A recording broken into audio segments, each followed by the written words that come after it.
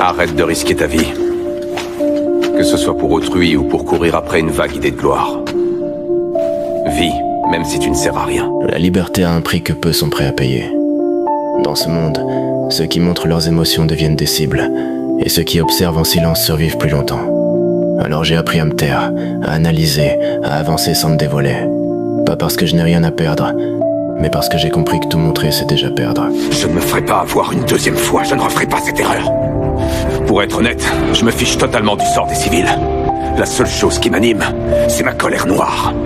Je suis en colère contre ceux qui ont ordonné cette mission idiote. Contre ceux qui attendent ma mort avec impatience. Suivez les ordres. Moi j'ai commencé à creuser ma tombe.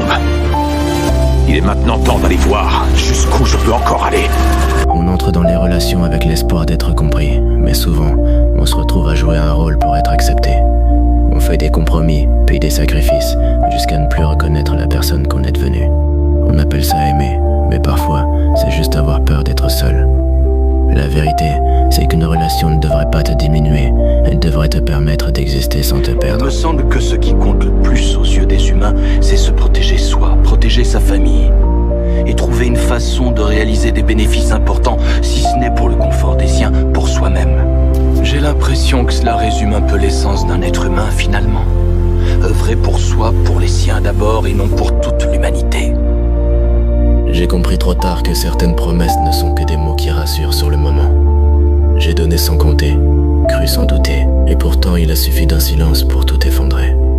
Un cœur brisé ne fait pas de bruit, il se fissure lentement, en cachette.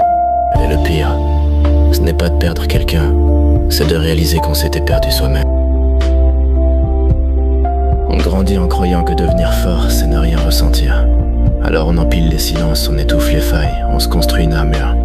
Mais à force de ne rien laisser passer, on finit par ne plus rien vivre vraiment.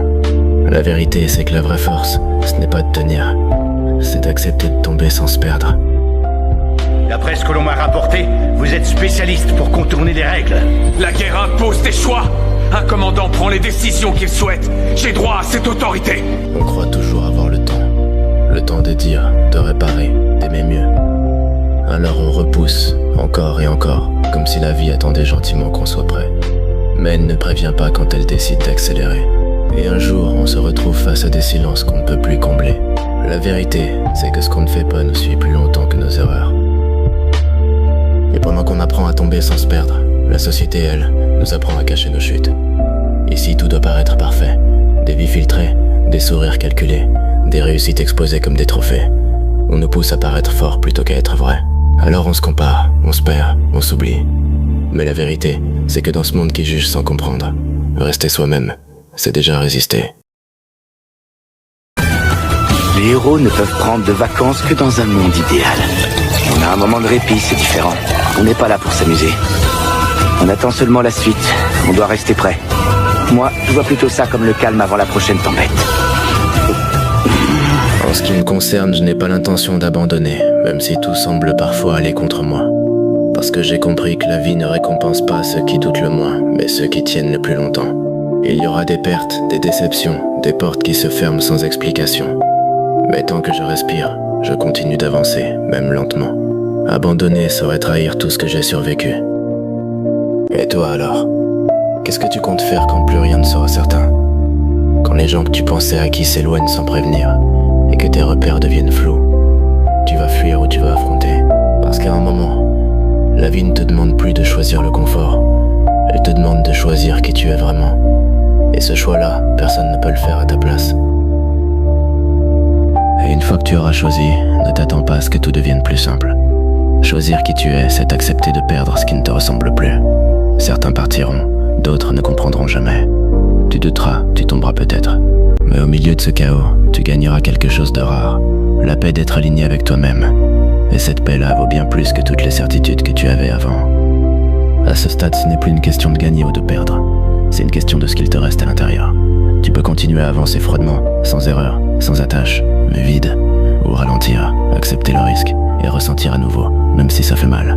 Parce qu'au fond, survivre sans émotion, ce n'est pas vraiment vivre. C'est juste apprendre à exister sans jamais être humain.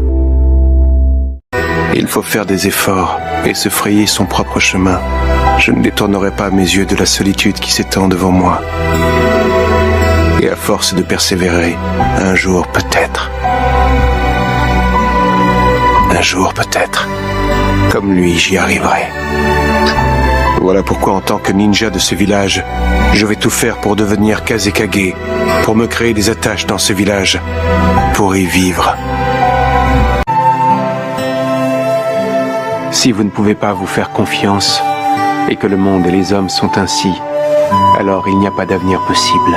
La compréhension mutuelle, la confiance l'un envers l'autre. Si nous perdons ces précieuses valeurs, il ne restera plus que la peur dans ce triste monde. Agir sans aucune considération pour ce qui est juste, se résigner, j'en ai plus qu'assez, je ne pouvais plus supporter ces coups bas de nos jours.